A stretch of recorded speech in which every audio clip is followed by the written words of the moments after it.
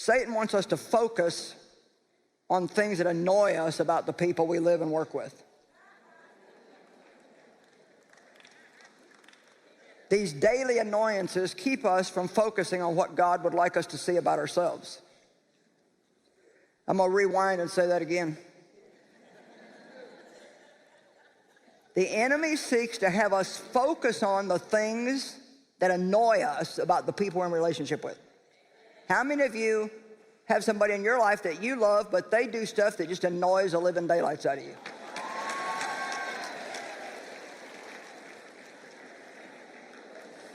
Well, we're going to have a couple Dave stories. Now, I love my husband. We've been married 50 years, and I want to tell you ahead of time, Dave, you are not going to do that.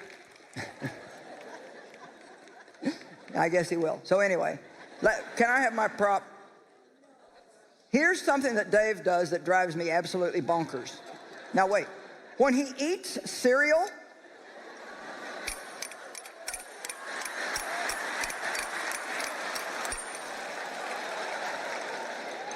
I am like, you have got to stinking be kidding. I mean, the cereal is not attached to the bottom of the bowl. I don't make noise when I eat cereal. It's a peaceful thing.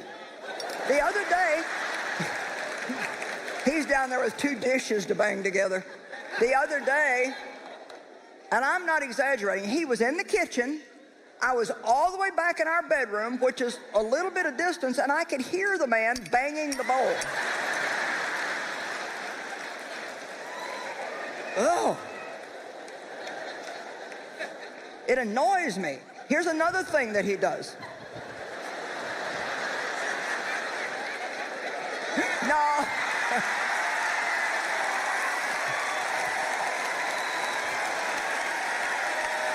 You're going to mess up my message.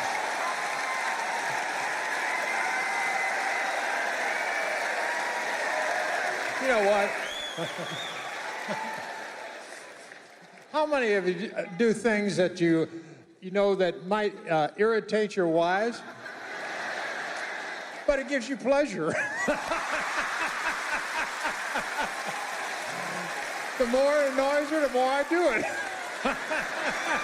The sad thing is that's true. He thinks it's funny.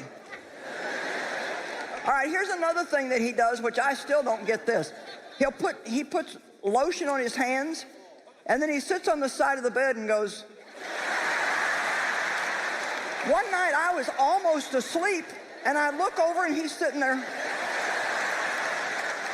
And I'm like, what are you doing? He said, I'm drying the lotion on my hands. I said, well, you put them on for moisture, not so you dry them up. One more thing. I'm just trying to let you know you're not alone in your battles. One more thing is the man talks through every movie and TV show.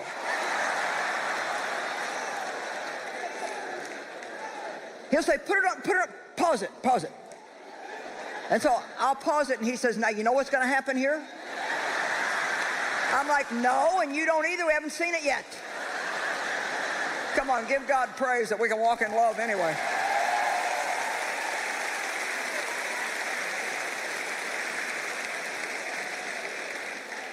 Romans 15:1.